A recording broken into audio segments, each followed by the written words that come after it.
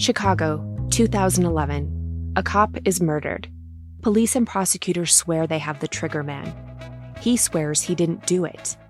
How far will each side go to prove they're right? Like it's just one bombshell after another, where you're like, what? The story of a PlayStation, a brain-eating amoeba, and the relentless pursuit of justice.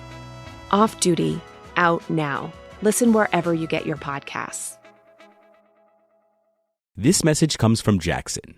Taxes aren't something you can only think about once a year.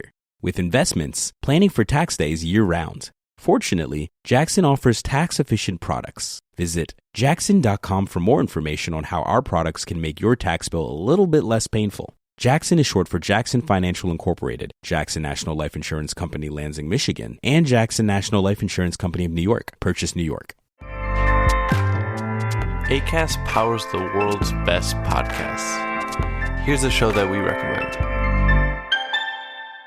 This season on The Dream. Supplies are being provided by nurses who run out in the middle of the night and purchase diapers. But a hospital is still charging as if they still have these items. We are digging into every topic we've ever wanted to cover on this show. It's a spinning plate analogy. The second that you stop spinning those plates, that crashes. So you can never stop working. The Dream Season 4 comes at you weekly starting Monday, January 20th. Acast helps creators launch, grow, and monetize their podcasts everywhere. Acast.com.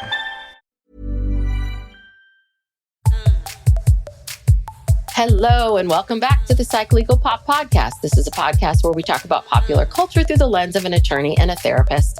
I'm Tess Brigham. I'm the therapist. And I'm Brooke Brigham. I'm the attorney. And we are back today to talk about And Just Like That, Season 3, Episode 8, Happily Ever After. So, Brooke, high level, I have to say I enjoyed this episode. I did. I did too. Really did. I'm softening. Trying to give these people a break. Yeah. It's not easy. Well, so, part of it was because I didn't want to be a negative Nancy so much. But the other part of it was I was like, oh, this is good. Like, this is better. This is much more, I think, of what people want. And I was reading, I think maybe it was in Vulture, and they gave it a good rating too. And what the reviewer was saying was that this was one of the shortest episodes of the season. Mm-hmm. And it was also the one that with the least amount of Carrie. And I do think that is very true. It is the truth. It's what it is. But when you really think about it, it's like, yeah, the whole thing isn't all about Aidan and Carrie and this craziness. It's the LTW stuff I thought was really funny. And I think she's great. They need to have her do more stuff because she's amazing. And, and I think the other women are much stronger than Carrie. Their storylines are a little more interesting. Oh, yeah, definitely. And also, it kind of felt more like the classic Sex and the City type episode. And there was actual sex in the episode, which, is good. And yeah, it was just kind of like fun. It wasn't, because a lot of these episodes, can be so heavy sometimes, like these post, the And Just Like That era. Yeah. And so it was, just kind of a fun, lighthearted thing. Although I didn't really like seeing Aidan just stroll back in. It's like, hello, it's like you're back because now nobody wants to be with you. Yeah, I have a lot of feelings about Aidan right now. And poor Aidan's a little lost himself. Yeah, and I still can't believe that Carrie has not told them that Aidan slept with Kathy. Yes, that's a big thing. Which makes me think that maybe does she really see this relationship as like a real relationship? I mean, I don't know. I think the big aha, this would be my guess, is in 2 episodes.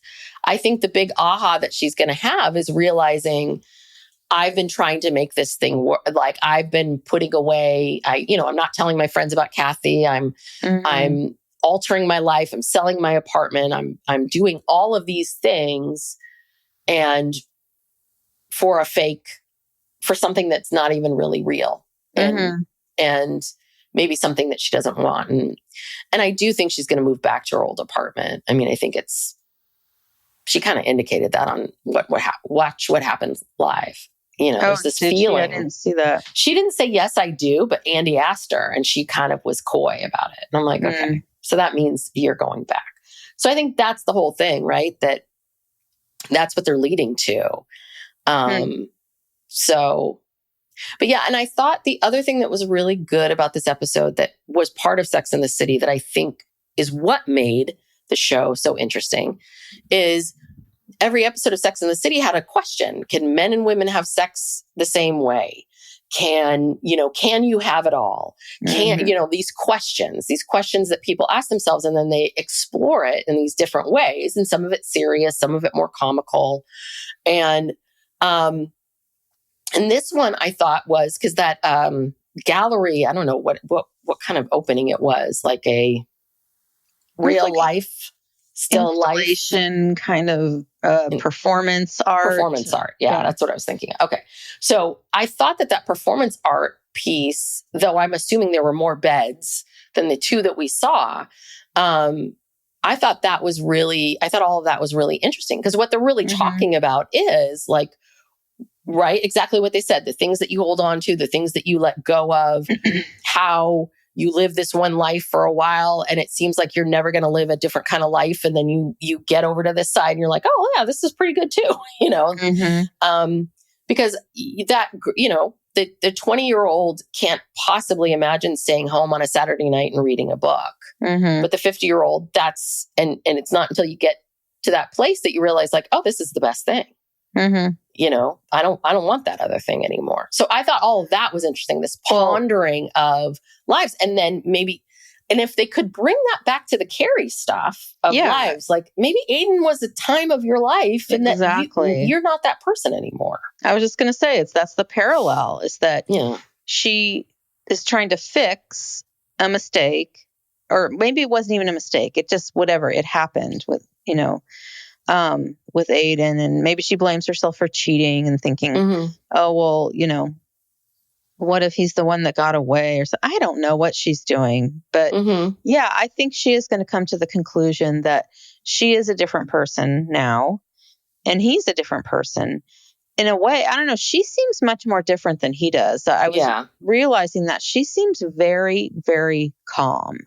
Because if you go back and you watch how she was with him before, she was kind of manic. Yeah. They both were kind of manic together. And she's just super calm. Like, it's weird. And so, I mean, she's just matured so much. She's been through so much. She lost her husband. And he's kind of still seems manic to me. Not as bad as he was, but. Yeah. Well, I have a lot of, like I said, I have a lot of thoughts. Well, my notes are character by character. You said you went chronologically. So we can go chronologically if that's the easiest thing to do. It doesn't matter. Okay. We'll start with Aidan's there. Yeah, Aidan's back. And I wrote, ugh. And he's got like 3 or 4 bags with him. Like, yes, he's got tons of stuff. And he's really sketchy about why we still don't know. Yeah. I mean, even after we learn about the Wyatt stuff, she asks him again, what's in all these bags? Like, how long are you going to stay? Yeah. It's like, no, he's clearly planning on staying for a while because, Wyatt has said he does not want to live with him, wants to live full time with Kathy. Wyatt is mad at him. And I'm not sure why. I don't know if this has anything to do with the ADHD issue, because you know how Aidan doesn't want him taking the medication. I don't know. I don't know if that has anything to do with it, but maybe he was angry that Aidan went to go see Carrie in New York City. I don't know. When did it? I'm not really sure when this all started. Yeah. Well, this brings up a lot of questions I have about Aidan and Aidan's life. Like, do you have a job? Yeah. Do you work? What are you doing? have such a successful business that your ex-wife still works, but you don't. So he seems to have nothing but time to do this. And then the other thing too was, it is odd. It's odd that, okay, now, yes, okay, Wyatt's not living with you and the other kids are out and about. And so his first instinct is, I can't be alone on this farm, so I've got to go to New York, and that's he has concerning. a life there. He says he has a life in New York. Yeah. And it's like, well, so then why did you just up and leave? At the first sign of, something was wrong, you just left and said, give me 5 years. Mm-hmm. Well, I have a little bit of a theory about this, which is, I think that Aidan, the character, Aidan really prides himself on being this good guy. And so it's very hard for him to wrap his brain around, I'm a good guy. Why are these sort of bad things happening? Why I'm a good person? Why is my son rejecting me? Which he isn't, but because he says these things like, what the fuck did I do? It's like very childlike, like, mad. It's like, you didn't do, I don't know. You didn't do anything. He's a kid. He's having struggles. He wants to live with his mom. Let him go live. There's a little bit of, he's pissed that he's not responding to his text messages. It's like, you're like a needy girlfriend or something. This kid, it's like, give him some goddamn space. And I'm sorry, but you can, and my guess is you still see him. You can go over and see him. And that's the other part of it too, which is this whole thing about 5 years. Well, he wants to go live with Kathy. So what? You're not going to see him at all during that whole month? Now that you're living with Kathy, I see you never. Do you know what I mean? Yeah. And that was the other thing about the 5 years, because it was like, well, yeah, you have to be in Virginia to be with Wyatt, but don't you share custody? There are days that you will not have this kid. Right. That's so weird. Yeah, he doesn't need to be there every day. Kathy can handle it, because what? Kathy and Aidan are going to be together every day? I don't think so. What about Bob? What does Bob feel about this? Does he know about Bob? that his girlfriend cheated on him? We don't know. Justice for Bob. I know. Anyway, we went a little farther there, but it's just all of that. It's just so and again, I did not listen to the Writers' Room podcast, but this makes me go back to, I think we've got someone who really who's maybe never been a parent. I mean, I know the two women are parents. Yeah, I believe, they are. But there's as parents, really? This is the part that I don't get. Like, this is the most weirdest situation, like this family dynamic, and the way in which they're describing it is so weird. Yeah. I think a lot of times on this show, when I listen to them talk, they have like a big picture about where they want these characters to go and where they want the storylines to go. And sometimes they're not the best at getting us there the things they have to come up with and the scenarios they come up with to get from point A to point B. That's sometimes where we get lost. Yeah. Like, I'm sure it's going to come out like what happened with, but this episode, we're left just thinking, like, this doesn't make sense. And I don't know. Well, we don't even see this they've been doing this a long time. They've been writing this show. The same writers have been doing this for so long. So, I don't know. Well, it's what Amy was saying, that it's like they know this is where they want to go, and they don't stop and think, well, how would this character get there? Versus like, what is the natural progression of this character? Because you set it up in the beginning, which is that Big dies. So, and we're going to change the format, and this is where you are right now in your life. And okay, so you go from there. What would happen? And I do think that she would look up Aidan. I think they would try to maybe see if they could get back together, and maybe it would work like this. But it's these little pieces of, Carrie's so close with her friends still. Like, we should see at least one walk and talk with her and Miranda where Carrie's maybe not saying anything to Miranda about the Kathy stuff. Maybe something happens where it comes out and she had an opening, but she doesn't. I don't know. I mean, I'm not quite, or she just tells one person, but doesn't want to tell Charlotte or whatever it is. It's like, it just feels a little bit,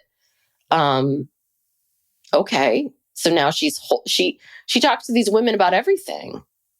So now you're holding this back. Well, because I think she doesn't know what she wants to do. Because remember, whenever she would tell them about big or like things being bad with him, or when she cheated on Aidan way back when, once you tell someone that, then they're always going to it's going to color how they look at everything. And maybe she doesn't want anyone to have any judgments. She wants to figure this out. So why can't we have a scene? That's a great scene. Why can't she have the scene with someone that maybe is random, doesn't know? Mm-hmm. That's what I'm talking about. Yeah. Because maybe that's the scene. Could have told Giuseppe's mom. I don't know. Yeah. Or that could have worked. Giuseppe's mom it's a good character to do that with. Or she goes to therapy, or she runs into some old friend that doesn't know anybody. And this is all that comes out. I don't know. Yeah. But that's a bit of this problem. But Aidan's sad. I mean, just like, what did I do? He loves her more. He's being a whiny little brat. I mean, come on, Aidan. You know what's going on. Like, You've raised 2 other kids. This isn't the only kid. You went through this with 2 other boys. Like, well, yeah, and you should know enough about parenting to know that nothing's set in stone. Yeah, he also knows what, unlike us, he knows what Wyatt's issues are. Yeah, he's been dealing with it. We still don't really know, but yeah, Aidan is really wearing thin. Yeah.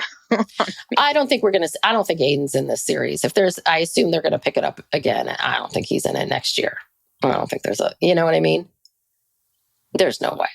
Yeah. Well, I've had enough of him. Yes. Okay. Well, so there's all that stuff in the beginning, and then what happens? What's the next thing in the timeline? Harry has had his surgery and his balls are swollen. Yes. And so, sorry, this was my other question. Have they told? I assume you've told the kids. Well, they must have. I mean, if he's there in bed, he's been in bed for a week. Recovering. And again, that's a whole thing of like, I don't want anyone to know. I mean, okay, fine. They didn't show us the scene with the kids. I think they resolved that last week. We just didn't see them actually telling the kids. Mm-hmm. So anyway, LTW comes over with the weirdest outfit. Maybe one of the weirdest outfits I've ever seen on the show. She looked like a clown. It was like orange and blue striped, boxy jacket. And I don't know, I think it was pants. And the stripes on the pants went the opposite way. And then she had this big, huge elephant pin. Yeah. Like a brooch type pin. Very weird. Well, she's been wearing a lot of these kinds of outfits, because the other outfit she had was the red sort of jumpsuit with the belt, which is a little more flattering, but it's still that very big, boxy look. She can pull it off. I mean, she still looks, she can wear these things, but why? Why are they putting her in these things? I don't understand it. I don't know. So she brings Harry some macadamia nuts. Yes, of course. Hawaii. Ha ha ha. What a funny. I mean, that's just like, okay. Mm-hmm. And so then Lisa and Charlotte walk together to work. Yes. They're both walking to work. And Lisa admits that she had a sex dream about Marion. Ooh. And that she's been flirting with him. And, wants to know, well, does Charlotte ever have sex dreams? And she says, yeah, but she knows it's not real because in some of them she has short hair. I mean, Charlotte really, I feel like, was the MVP of this episode. I mean, she went through a lot. She went through a lot, but she had some good ones because she's the one because LTW is feeling so anxious and worried and, oh, I'm a terrible person. And Charlotte's like, well, you guys are doing something creative together. Shouldn't you have creative energy? She's being a good friend. She's basically like, shouldn't this how it be? Kind of like, just don't worry so much about it. Like, have fun, and telling her I'm flirting with everybody else. And then they create this new word, flirking. Mm-hmm. I don't know. I don't know. I can't. I mean, she's really feeling a lot of guilt. It seems very strong, but. Well, also, I keep thinking, is Marion really, is it reciprocal? Because he says he's married. Yeah. And we've heard him say a few things like maybe things aren't going well. Oh, I missed that. He made some offhand comment at one point. So we don't even know if he's flirting back, or is he just being nice, or that's just his personality. It's hard to tell. Yeah. But yeah, she's very, very flummoxed. Yes. Whole thing. She really can't even concentrate anymore. No.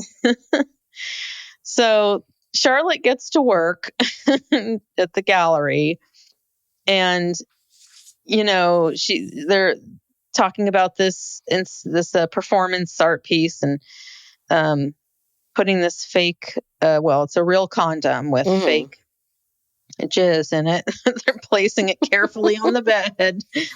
Where are you getting these measurements? And I don't know. She said it was based on something from the 80s. I guess it's the artist. The artist said these are the measurements. This is exactly how it should be. Okay.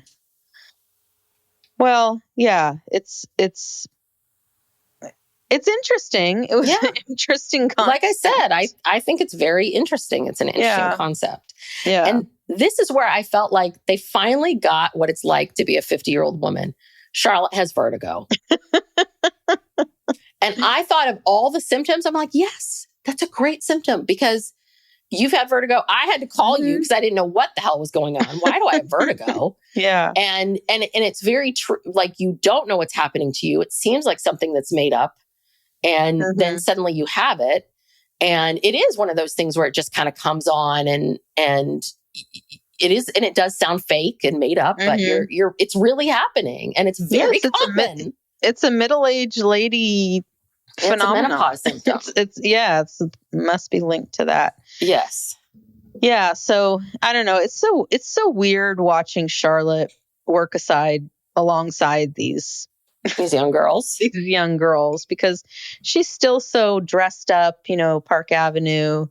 And they just, first of all, they all look like slobs. They dress really weird, and it's just strange. But I think that is the style. Like that is to me, but it rings true for someone who works in galleries today. In the 90s, Charlotte is dressing how a gallerist probably dressed in the 90s. Mm-hmm. These kids, I mean, they're younger. I mean, they're dressing very much like how modern young people dress. Yeah, I think it's just weird to see her amongst these people. Yes. All right. So, okay. So after Aidan comes back and starts, before he starts whining about Wyatt, he and Carrie have sex, and they fall asleep for like 5 hours or something. Yeah. And that's when Carrie wakes up, because she's supposed to meet Duncan so he can give her notes on the next chapter. I love this life where these two middle-aged people, one who has a bunch of kids, can just have sex, fall asleep for 5 hours in the middle of the goddamn work week. It's like, God damn it. Yeah, don't you have some furniture to design, or, like anything? I mean, Carrie doesn't have to work if she doesn't want to, but I mean, it's just like, nothing's going on with you two? Like, no other things? Okay. Well, these people live quite the life. I know. It's just frustrating. So Carrie's like, she doesn't want to blow him off. She doesn't want to blow Duncan off. She wants to go. But then Aidan starts whining so much. And he's so upset about this Wyatt thing. And so then she feels badly, and she's like, I'll just call it off with him. Let's go out to eat. And I kind of didn't like that. No. But I think this is, again, one of the other pieces that are showing us, right? Which is Aidan's not being respectful of her work. Because what she's really saying is, I need to work. Like, this is a work commitment. And he's like, you know, and yeah, it's not cool. And he's obviously, we can see this already. He's obviously jealous. He hasn't even seen this guy yet, but he's obviously, oh no, he saw him at the party. He's obviously, he sees he's good looking. He's already jealous and upset about everything. So, and again, that's the other part of it too, is Aidan the kind of, like, I don't know, is Aidan the kind of person that would, you know, prevent her from doing her work? I don't know. Maybe. Yeah. Well, remember when he didn't really fully move in, but when he tried to move in with her and he bought the apartment next door and knocked down the walls and was going to do all that stuff. I mean, that was an issue then where she was like, you know, I'm trying to work. I'm trying to write. You know, this is where she writes in her apartment and this is her work. And she had to go, like to a hotel, like to get away from him. Well, you're mixing up 2 times. You're mixing up the first time they were together and the second time they were together. She went to that hotel because that's how they had to get her away from Aidan in order for her to start the affair with Big. That was the first time because he was redoing her floors. Oh. The second time was when they moved, you know, they were engaged and they were going to buy this. He bought the apartment and all that other kind of stuff. But I thought she had to leave because he was making so much noise and, you know, everything was in disarray. And the first time, and then the second time, it was their breakup essentially. And it was when she had put the ring. I mean, she had done that a few episodes before, but she had put the ring on a necklace and like things, and she wouldn't set a date. So, and he was pressuring her, and like the walls coming down were a symbol of the pressure that she felt. Yeah. Well, anyway, yeah, he just comes into town and it's like, well, yeah, drop everything and pay attention to me. For me. Yeah, exactly. So she cancels with Duncan.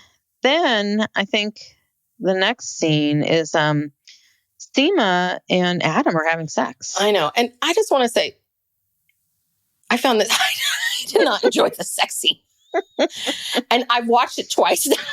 And I thought maybe... Okay, you hated it so much. I watched it twice. Because I always watch the episode once, no notes. And then I have to go back again. And I was like, God, I found that really weird and disturbing. And this is what it is. Again, I have nothing against this actress. I really think she's very talented. She's just like, the thing about the sex before was they always kind of made it comical. And Kim Cattrall was so, like, if that was Kim Cattrall, that would have been so different.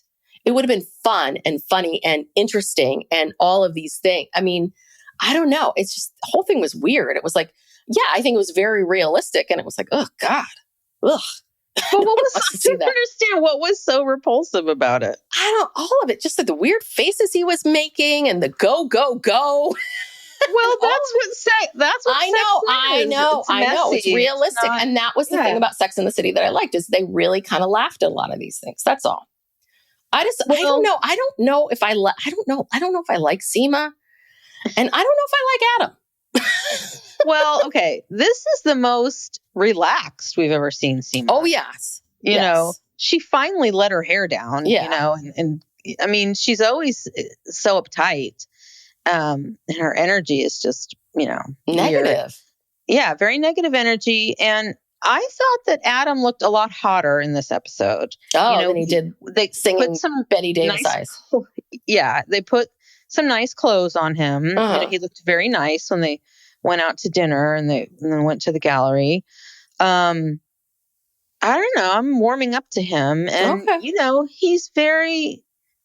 I think he's good for her because he pushes her, and the whole thing about the deodorant and all of that, you know, because she's always, you know, she's one of these women who, you know, wants these men to be like a certain way, or, you know, but then they treat her like shit. And so here's this guy who he's not going to treat you like shit, but he's a little different than what you're used to. And so you got to get over it. It's like, as long as he doesn't stink, who cares if he uses deodorant? He uses the natural crystal. Yes. Which Now, we all know does not work. okay, it doesn't. So I do want to say one thing about this, which is my husband, Steve, he, for a period of time, he was going to the gym at work, but he wouldn't ever like shower after. So I'm like, so what are you doing? He's like, well, I'm just kind of, toweling myself off and then putting his clothes back off and going to work. But every time he would come home, he never smelled.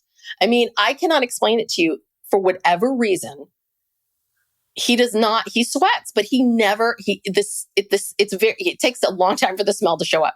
Me, I have to have deodorant like in a purse because I need it done all the time. Because like the lady at the table. Yes.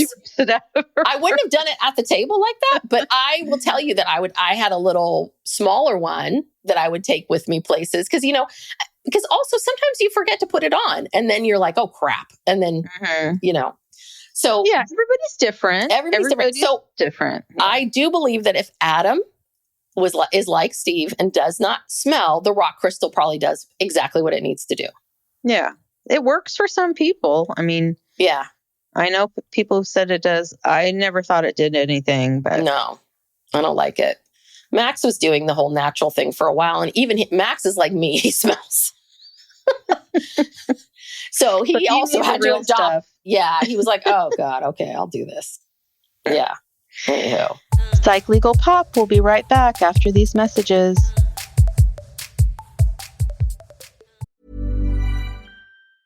This message comes from Jackson. Taxes aren't something you can only think about once a year. With investments, planning for tax day is year-round. Fortunately, Jackson offers tax-efficient products. Visit jackson.com for more information on how our products can make your tax bill a little bit less painful. Jackson is short for Jackson Financial Incorporated, Jackson National Life Insurance Company, Lansing, Michigan, and Jackson National Life Insurance Company of New York, Purchase, New York. Chicago, 2011. A cop is murdered. Police and prosecutors swear they have the trigger man. He swears he didn't do it. How far will each side go to prove they're right? Like it's just one bombshell after another, where you're like, what? The story of a PlayStation, a brain-eating amoeba, and the relentless pursuit of justice. Off Duty, out now. Listen wherever you get your podcasts. Anyway, all right, I'll lay off on Seema and all of this. Let's give them a chance. But I noticed, and this is also a different. So in the sex scenes, both Carrie and Seema are wearing their bras, but Miranda has to be full frontal nudity, and then Kim Cattrall, her tits were out all the time. Well, and that was a big argument. That was I remember people talking about this and writing about this way back when, which is the show is called Sex and the City. Your star does not feel comfortable with nudity in any way, shape, or form, which I respect. But at the same time, maybe you should have hired, it really did mean that all of the sex really was on Kim Cattrall. And I think that obviously Kim Cattrall doesn't have an issue with it. Neither does Cynthia Nixon. Kristen Davis has been, we've seen her topless at some point, like all of those things. But it is, when you really think about it, the show is called Sex and the City, and your lead is basically saying, yeah, you guys have to do a lot of the heavy lifting. Yeah. Well, she doesn't even watch the show. Yes. So she really doesn't even notice. She doesn't know that she's doing all the sex stuff. She has no idea what Kim Cattrall has been doing. Yeah. You know what? Maybe they could have been friends if she actually watched the show and saw how much Kim was saving the show. And then she would have some appreciation for her. But again, I'm going to say it again. God damn that Kim Cattrall. She was so good. So good. So. Yeah. Very funny. Yeah. Okay. So then we have more sex with Oh LTW. yeah. She wakes up in the morning and she's hot and heavy. She probably just had her sex dream. About Marion. So she's going to just climb onto Herbert because he's just there. It's the worst. Oh, how sad. Poor Herbert. Yes. So, but he kills the mood when he gets up to go to the bathroom. And then this is what really killed the mood. He starts making a grocery list for her. Yes. I mean, he could, if he would have ran in the bathroom, peed really quick and came right back. But no, he starts telling her that, we need toilet paper and seltzer water. And then she's just like, okay, I'm over it. Well, I felt like this was a very realistic, of someone who's been married a long time, a very realistic scene of like that the living together, being together, bodily functions, and I mean, all of those things of like life and having, I mean, I'm sure he was standing there going, oh yeah, we need toilet paper. And you just say it. You don't mean to. I mean, I don't blame Herbert for this. Poor Herbert's just, he's an innocent bystander. But I'm really sick of him talking about like, I'm hot, right? I'm hot. You know, he really is a little insecure about this, but yeah. I mean, and I think that's a good example of like, also why people, I think what they're also showing you is why people have affairs. People have affairs, not so much because they don't love their partners or don't love or don't feel satisfied by them, but an affair, you know, being is escapism. And we just saw reality. Yeah. Yeah. No, there's nothing sexy about, I mean, it could have been worse. It really could have been worse. Yeah. So, but yeah, that killed the mood. Yes. Yeah. And then we go, we see LTW and Marion eating lunch together. And, you know, and they, of course, they get this real sexual, he gets this really ripe papaya that has, you know, like the seeds and everything. And he's like slurping it into his mouth. And she's just sitting there eating her salad, looking at him. Yeah. It was pretty good. I have to say, like that whole salad scene was hilarious. She was really great in that scene. Yeah, that was really good acting. And then he wanted her to go to this movie with him. And she's like, oh no, I have this thing, you know, at the gallery, Charlotte's Gallery. And he says someone from the Obama's production company is going to be there. And so then she's like, oh, okay, well, this is a work thing. You know, I can do this. I should do this. She keeps calling it a work thing. Yes. So I guess we can just, I don't know if you want to play this one out, or we could go to the art show and then come back to. Let's play this out. Yeah. So when they get to the theater, they're watching the movie and their legs touch. Yes. Well, the other thing was, it was really comical because you could hear the narration going, and he played his horn and I played my piano and together we made magic. I mean,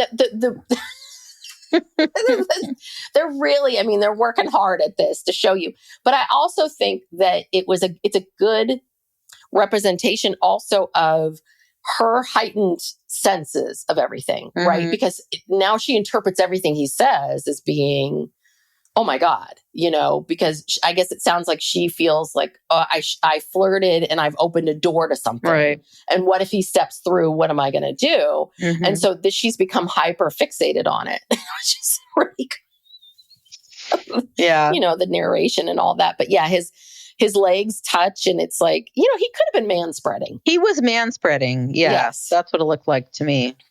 But she just freaks out and runs off. Yeah. She had to get out of there. I mean, what did she think was going to happen? Like, at the movie theater. At the packed theater where everyone's watching this documentary about jazz musicians or whatever it is. Yes. But then we see her, she's at the store getting the seltzer, which also I think is very, I mean, again, you know, they need a plot point. I don't want to be nitpicky, but a family with that much money, you really think she's running out to getting seltzer? Like, I just feel like she would have some sort of delivery service or something. Instacart or something. Yeah. I would just like, delivery. God, this is really, you know, you don't have a cleaning person or someone who comes and does your laundry does your shopping. It's okay. But anyway, he calls her And she, of course, is like, oh, no, can't talk to you. And he's like, listen, I just want you to talk. I got the Obama person here. God damn it, lady. Just talk to her. I'm trying to help you. It's like, I'm not trying to fuck you. I'm just trying to like get you hooked up with Michelle Obama, for God's sakes. Dear God.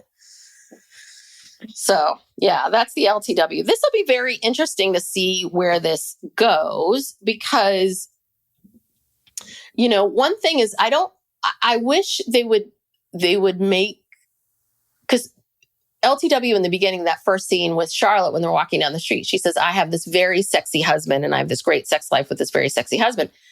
But we have seen him be a dick to her more than once. So, you know, does it all just have to be about sex?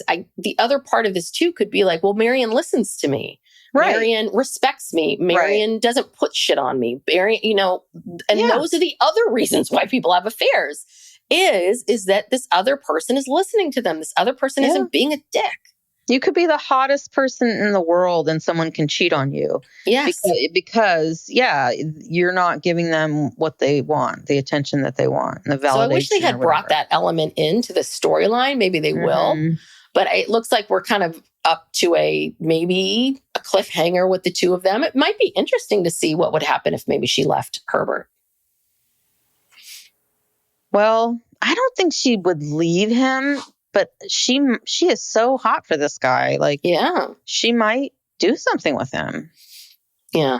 But I wonder if the feeling's really mutual. I mean, I'm sure he thinks that, she's obviously a beautiful woman, whatever. But it's like, that's his boss. Yeah. And he just started working there like a couple weeks ago. Or hasn't been that long. And it's his boss. And as we know, we're going to have to talk about this Coldplay concert. Oh, God. CEO thing on our bonus episode. This not a good HR decision to hold on. This Coldplay thing, I swear to God, everyone's talking about, like, Lou, who helps me produce my other podcast, Jen Mess with Tess. Go check it out. That was the first thing he said to me because he knows I'm into pop culture. He's like, oh my God, did you see that thing with Coldplay? And blah, blah, blah, blah, blah. But apparently, because he lives in Florida and he lives in the he knows a lot of CEOs, a lot of money people. He worked in finance for a long time, like that East Coast wealth, that this guy that he represents that. And it's hilarious. And this is all they're talking about in those circles. Oh, it's all over the news. People are obsessed with it. Oh, no. Did you see the thing that Gavin Newsom put on his TikTok where he replaced? Yeah, I did see that. Oh, our zaddy, Gavin. Yes. He's just making some moves, making comments anytime he can. Anyway, that Coldplay thing. We're going to have to address that.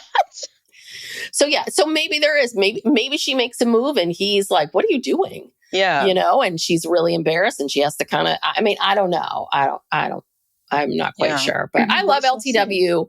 We need more LTW, more.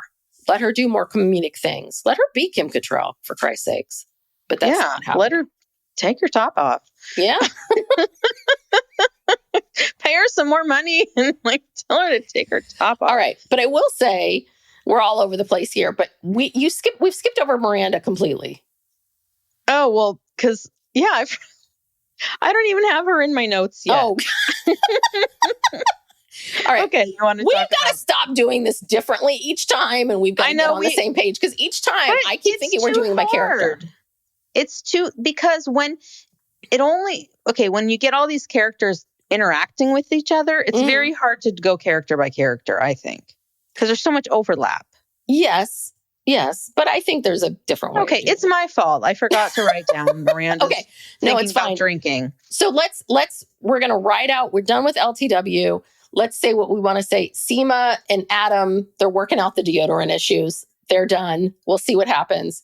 And so, let's go. Do you want to go to let's go to Miranda. We need to go to Miranda because that will explain what happens at the gallery. So this I thought was I thought this was a very interesting storyline. I think this was something that in the back of my mind, I kept thinking is she really? I wouldn't say she was an alcoholic. If Miranda was my client and I knew all this history about her and her drinking and all of that, and she came to me and said, I think I overcorrected, I would say, okay, why don't you see what happens? You know, Well, and here's the thing. Everyone just labeled her as an alcoholic. I mean, that's a very loaded term. Yes. And, you know, a lot of people use alcohol at certain points in their life and maybe misuse it and to cope and get through things. But then they get through it and then they like course correct, you know.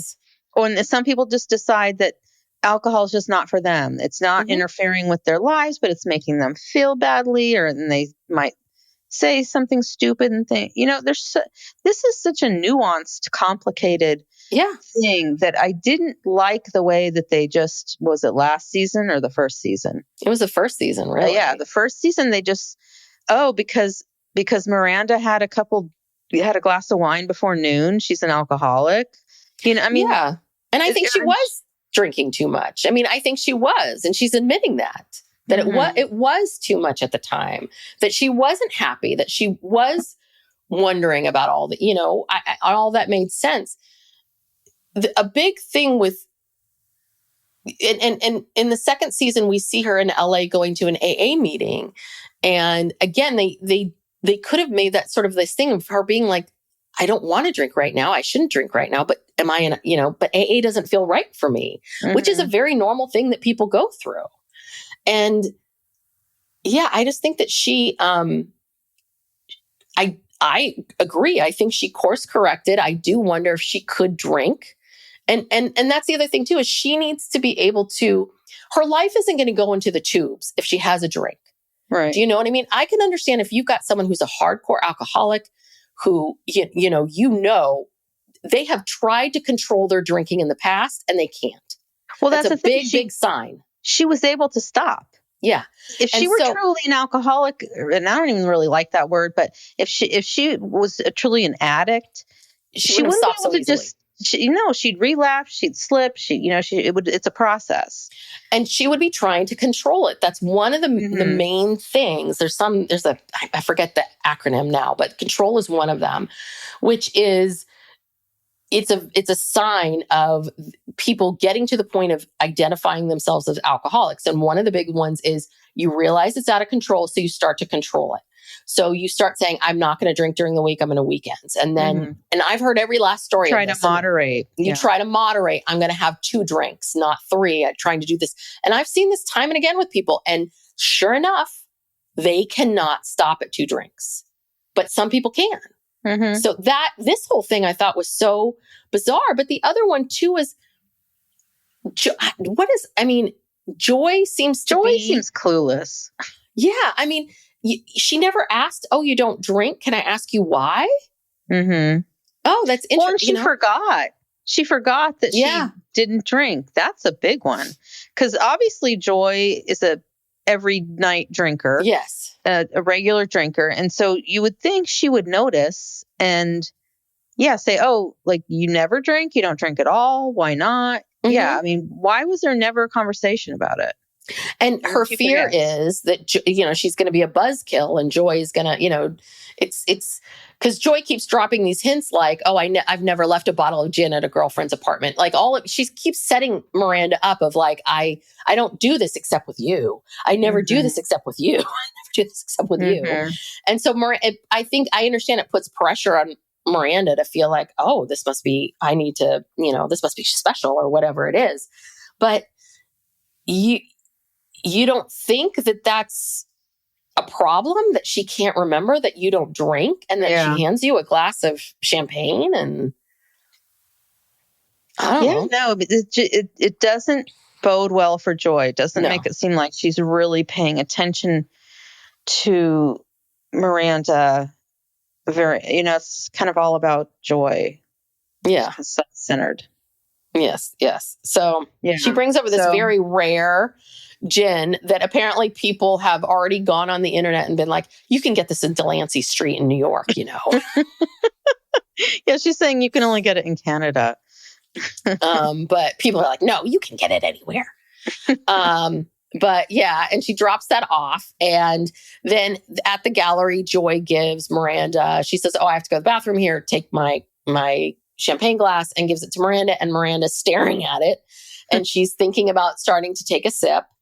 And Charlotte freaks out, starts running towards her with her vertigo and lands smack on the bed next to the right on the condom. On the condom. On the bed. Not good. Yeah. And the woman who was laying in the bed, the naked woman, she kind of goes like, what the fuck? Yeah. And before that, she was laying there like a corpse, like not even moving. Yeah. That was funny. Like that's classic Sex and the City. I mean, those things are funny, not their Catskills jokes, but like those situations, the physical comedy, which, Kristen Davis did a lot of that. And and she actually did a lot of it. Remember that night, I think it was last season, where she went out with the gallery girls and they were out drinking. And yeah, that was earlier this season. Oh, okay. Remember Harry pees his pants?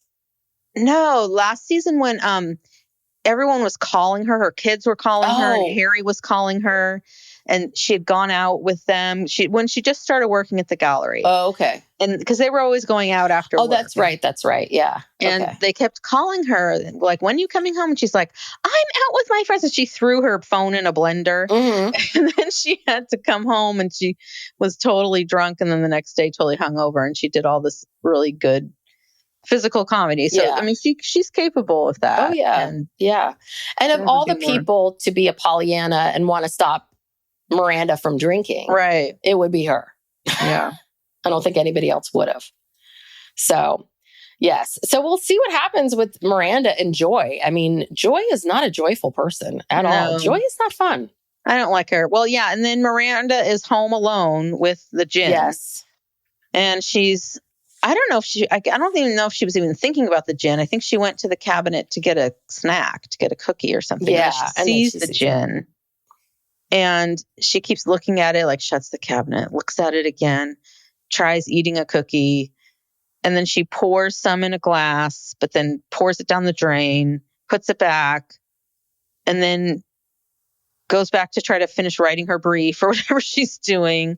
And then she just takes it and she throws it down the incinerator. Just like when she had to throw the cake in the garbage can and put dish soap on top of it. Miranda, she's kind of like all or nothing with this kind of stuff. But I mean, I'm glad that, that shows that, I don't know what it shows, but, I thought it was interesting, the whole thing about bringing it up again. Yeah. Well, and I think that it would be an interesting discussion to talk about, like, maybe I'm not an alcoholic, but I don't think I do. I'm a black and white thinker. I'm a black and white person, and I don't do very well with one foot in and one foot out. People do this all the time with sugar, with other things that are very addictive. And they basically would say, I can do it in moderation, but, but I don't like it. I want to go past that. So it's just easier for me not to do it at all. So that might be an interesting discussion of, like, what does that mean? Because, I mean, alcohol and the use of alcohol and other substances and other things, work, sex, shopping, gambling, weed, all these other things that people use, are interesting explorations of, because the whole thing was about happiness, these various stages of happiness. What is happiness at this point in your life? Anyway. Yeah. And also was this at the gallery where Aidan is sort of trying to get information from the other men from Adam and Seema. Yeah, about Duncan. And when they're getting ready, he calls him Dunkin' Donuts. And he's clearly like, what is going on here? And then there's this. So then, of course, Gia is still here. Oh, Gia is still in town. I don't know when she's going back to Rome, but she's telling Mark Sabian, the gallery owner, that she wants to buy something for Giuseppe, one of the queer masters, like Herring or Basquiat. And he's like, Mom, I have a small apartment. I don't have room for this. And she wants to buy him a loft. I don't know. She just wants to get him away from Anthony. Yeah, she has, apparently they have a lot of money that she can buy him a loft and a Hockney and these aren't cheap paintings. So, yeah. Well, and that kind of, I think this whole thing was leading into what we'll see next time, which is Giuseppe's like, you need to cook for my mother. Just the two of you get to know each other. Let's try to do this. But I have to say that Giuseppe keeps kind of saying, well, you just have to get to know her. It's like, no, Giuseppe, you're pretty perceptive. She's being really horrible. Mm-hmm. Like she has not given him a chance. She's at being all. mean. She's like just downright mean. Cruel. Yeah. Yeah. So let's see what happens there. But yeah, the ending is really back to, of course, Carrie. I think that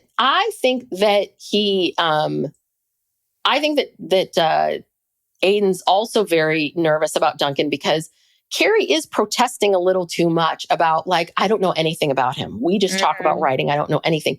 Versus her being like, well, he's from London and he comes here to write and blah, blah, blah, blah, blah. Like he knows she's holding something back.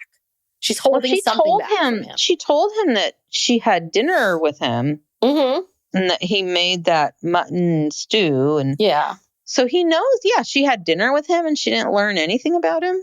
Yeah. It's and I think he feels it and he knows it. So, anywho, and then it ends up with the two of them, but she writes her little, the woman thought she was happy again because this guy came back from Virginia and, let's see what happens. And they're in bed together. So. Yeah. Was it? I tried to write down, it was like happiness showed up on her doorstep, remarkably and quite unexpected, like a bird that appears in the garden. So flowery. This magnificent book. This book. Oh God, this book brilliant, sounds horrible. Beautiful. Almost as good as the Margaret Thatcher book. Yeah, which one can put you to sleep faster? God. Terrible. Yes. Well, anyway, but this was a good episode. It was a good episode. How many? So this is episode 8. God, I hope it goes. I hope they do 12. I don't want there to just be 2 more episodes. Yeah, no, this is it. I think they only do 10. So 2 more, we'll see what happens. But they're definitely, you're seeing how they're really setting things up for, right, what the ending is. They're starting to put some pieces together. So meaning that this stuff with what we're talking about with like Aidan and the fact that she's this idea of he's coming and staying with her and everything that we've been talking about, I think setting things up for LTW. Charlotte, I don't know so much, but Seema with this guy, what's going to happen. Next week, I think we see the Patel group. We go back to that exciting thing where we see Seema's finally got an office or something like that. I think we see that. So. Well, thank goodness. Yeah. You know what it is? This is what it is. It's just that I don't think they don't show us enough of Seema's sweet, carefree side, if there is one ever. And I think that's why her character, I just find her just exhausting. She's just, she would be an exhausting friend. She's always making these jokes, double entendres. It's always about her finding a man. No one's good enough. Everything sucks. And, my partner ripped my business out from underneath me. And, it feels a little bit like they needed to make her more likable. Come alive. Yeah. No, she was a real negative Nancy. And remember when she got jealous of, she was supposed to go to the Hamptons with Carrie and Aidan getting back together. Yeah, she got jealous. She didn't even want to be around them because, she didn't have a boyfriend or whatever. So, yeah, they needed to bring in someone to just really shake her up and rock her world and have her, be likable. Yeah. But even then, it's like she's laughing after sex. They're having fun. They're having dinner. They're talking about deodorant. And then, you're at the gallery and it's like, Aidan, do you wear deodorant? Like, really? I mean, we're still on this. Like, why don't you then pick something else that he does that's natural, that you think is weird, or whatever it is, whatever you're trying to show us, like someone who's different than who you've been looking for kind of thing. But, it's just, God, she's exhausting. She is. And you know what? She should be happy. That guy is about 20 years younger than her. He's cute. He's got a nice ass, looking real hot. He is doing nudity. And listen, he picked up dinner. Yes. I mean, that's the other thing too. I thought money was going to be an issue with the two of them, right? Mm-hmm. I thought that she was going to assume he had no money and that he was going to come back and be like, I have two business. This is my second business I've started. I'm very successful. Mm-hmm. So, but no, we go right to, and his little glasses and, signing the check and all of those kinds of things. Yeah. Yeah, I know. I think he's cute. So she does pass him along to someone else. Yeah. Who does. Justice for Adam. Well, that's it for this week. Yeah, we talked for an hour about a 30-minute show. Yes. That we have so many criticisms of. Thank you so much for tuning in. If you enjoy our podcast, please give us, and if you haven't already, please give us a 5-star rating and review. Those reviews really do help us. It helps people find the show. Please, what else? Please subscribe to the show. We have a Patreon. If you want to hear about our thoughts about the Coldplay thing. Go over to our Patreon. We have 2 tiers. There's a weekly bonus, and then we do some extras for our higher tier. Follow us on social media. Follow us on YouTube. We're on YouTube right now. If you're watching us, to our YouTube channel. Yeah, and follow us on socials, all that good stuff. Thanks so much, everybody. Thanks. Bye.